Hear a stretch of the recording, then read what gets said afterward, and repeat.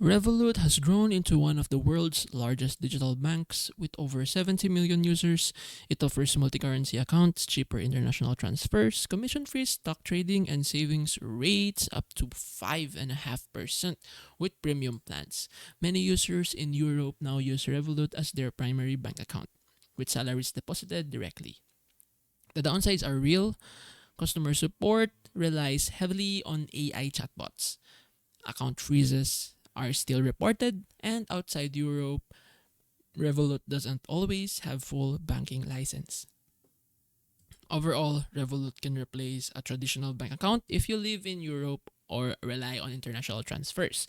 But in regions like the Philippines or in Southeast Asian countries, it's best used as a secondary account for travel and savings rather than your sole financial hub.